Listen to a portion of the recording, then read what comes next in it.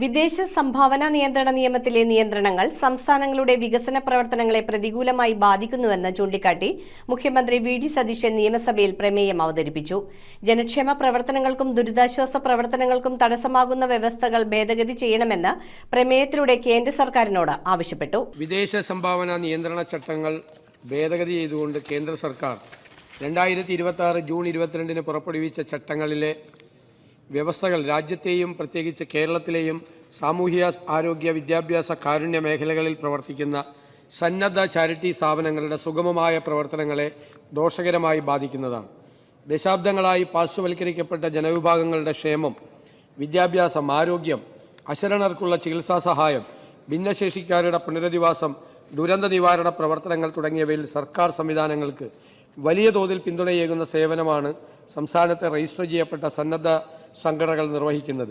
സുതാര്യത ഉറപ്പാക്കാനെന്ന പേരിൽ വിദേശ സംഭാവന നിയന്ത്രണ ചട്ടങ്ങളിൽ വരുത്തിയ ഭേദഗതിയും പാർലമെന്റിൽ അവതരിപ്പിച്ച ഫോറിൻ കോൺട്രിബ്യൂഷൻ റെഗുലേഷൻ അമെൻമെന്റ് ബില്ല് 2026 വ്യവസ്ഥകളും യഥാർത്ഥത്തിൽ സിവിൽ സൊസൈറ്റി സംഘടനകളുടെ സ്വയംഭരണ അവകാശത്തെയും ജനാധിപത്യപരമായ പ്രവർത്തന സ്വാതന്ത്ര്യത്തെയും ഇല്ലാതാക്കുന്നതാണ്.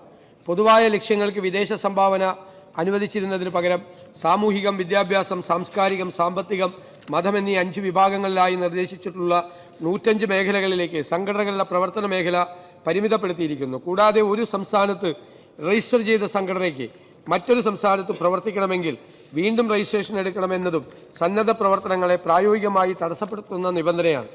സ്വീകരിക്കുന്ന വിദേശ ഫണ്ടിന്റെ ആദ്യ ഗഡു ഉപയോഗിച്ചുവെന്ന് പരിശോധിച്ച് ബോധ്യപ്പെട്ടാൽ മാത്രമേ തുടർന്നുള്ള ഗഡുക്കൾ നൽകൂ എന്ന വ്യവസ്ഥ പദ്ധതികൾ കൃത്യസമയത്ത് പൂർത്തിയാക്കാൻ തടസ്സമാകുന്നതാണ്.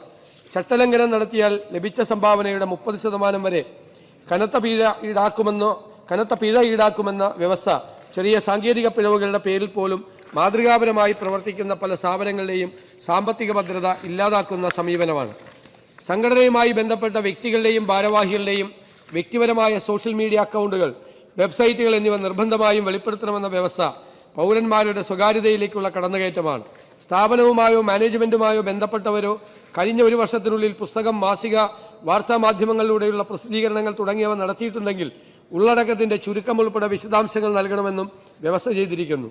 ഭരണഘടന ഉറപ്പു നൽകുന്ന ആവിഷ്കാര സ്വാതന്ത്ര്യത്തിന്മേൽ ഭരണകൂട നിയന്ത്രണം ഏർപ്പെടുത്തുന്നതിന് സമാനമായ വ്യവസ്ഥയാണിത്. കീ ഫംഗ്ഷണറി എന്ന പദത്തിന്റെ പരിധി ഡയറക്ടർമാർ, ട്രസ്റ്റിമാർ, പങ്കാളികൾ എന്നിവരിലേക്ക് വിപുലീകരിക്കുന്നതിലൂടെ ഭാരവാഹികൾക്കും ഡയറക്ടർമാർക്കും പുറമെ ട്രസ്റ്റിമാർ, പാർട്ട്ണർമാർ എന്നിവരെ കൂടി പരിധിയിൽ കൊണ്ടുവരികയും നിയമലംഘനങ്ങൾക്ക് ഇവരെ കൂടി ഉത്തരവാദികളാക്കി കടുത്ത ശിക്ഷാ നടപടികൾക്ക് വിധേയരാക്കുകയും ചെയ്യുന്നു. സാങ്കേതികമായി എന്തെങ്കിലും നിയമലംഘനം നടന്നാൽ പോലും ഇവർ വ്യക്തിപരമായി ശിക്ഷിക്കപ്പെടാമെന്നത് സാമൂഹ്യ സേവന സന്നദ്ധ പ്രവർത്തന രംഗത്തേക്ക് കടന്നുവരാൻ താൽപ്പര്യപ്പെടുന്ന പ്രമുഖ വ്യക്തികളെയും വിദഗ്ധരെയും നിരുത്സാഹപ്പെടുത്തുന്ന സമീപനമാണ്. 2026 വിദേശ സംഭാവന ഭേദഗതി ബില്ലിലെ വ്യവസ്ഥകൾ പ്രകാരം ഒരു സംഘടനയുടെ FCRI ലൈസൻസ് റദ്ദാക്കുകയോ സസ്പെൻഡ് ചെയ്യുകയോ പുതുക്കാതിരിക്കുകയോ ചെയ്താൽ ആ സംഘടന വിദേശ ഫണ്ട് ഉപയോഗിച്ച് നിർമ്മിച്ച ആസ്തികളെ ഏറ്റെടുക്കാൻ സർക്കാരിന് ഒരു ഡെസിഗ്നേറ്റഡ് അതോറിറ്റിയെ നിയമിക്കാവുന്നതാണ്. പ്രസ്തുത അതോറിറ്റിക്ക് ലൈസൻസ് റദ്ദാക്കപ്പെടുന്ന സംഘടനകളുടെ സ്വത്തുക്കൾ പൂർണ്ണമായി കണ്ടുകെട്ടാനും കൈകാര്യം ചെയ്യാനും വിൽക്കാനുമുള്ള വിപുലമായ അധികാരം നൽകുന്നു. കോടതിയുടെ മുൻകൂർ അനുമതിയോ കൃത്യമായ ജുഡീഷ്യൽ പരിശോധനയോ ഇല്ലാതെ ഒരു ഭരണപരമായ ഉത്തരവിലൂടെ സംഘടനകളുടെ വർഷങ്ങളുടെ അധ്വാനബലം കൈക്കലാക്കുന്നത് സ്വാഭാവിക നീതിയുടെ ലംഘനവും നിയമവാഴ്ചയുടെ അടിസ്ഥാന സങ്കല്പങ്ങൾക്ക് വിരുദ്ധവുമാണ്. വിദേശ ഫണ്ടുകൾ കൈമാറുന്നതിനും ബാങ്ക് അക്കൗണ്ടുകൾ കൈകാര്യം ചെയ്യുന്നതിനും ഏർപ്പെടുത്തിയ കടുത്ത നിയന്ത്രണങ്ങൾ താഴെത്തട്ടിൽ ജനസേവനം നടത്തുന്ന ചെറുകിട കൂട്ടായ്മകളുടെ നിലനിൽപ്പിനെ തന്നെ ബാധിച്ചിരിക്കുന്നു. മതപരിവർത്തന ശ്രമങ്ങൾ എന്ന വ്യക്തമായി നിർവചിക്കപ്പെടാത്ത പ്രയോഗം ചട്ടഭേദഗതിയിലൂടെ ഉൾപ്പെടുത്തിയിരിക്കുന്നത് തദ്ദേശീയരുടെയും ആദിവാസികളുടെയും വിശ്വാസ രീതികൾ, ആചാരങ്ങൾ, ആരാധനാ സമ്പ്രദായങ്ങൾ എന്നിവയിൽ മാറ്റം വരുത്താൻ ശ്രമിക്കുന്നു എന്ന് ആരോപിച്ച് സന്നദ്ധ സംഘടനകളുടെ ലൈസൻസ് റദ്ദാക്കുവാൻ വ്യാപകമായി ദുരുപയോഗം ചെയ്യപ്പെടാവുന്നതാണ്. ഇത് പിന്നോക്ക ട്രൈബൽ മേഖലകളിലെ ജീവകാരുണ്യ പ്രവർത്തനങ്ങളെ ദോഷകരമായി ബാധിക്കുന്നതാണ്.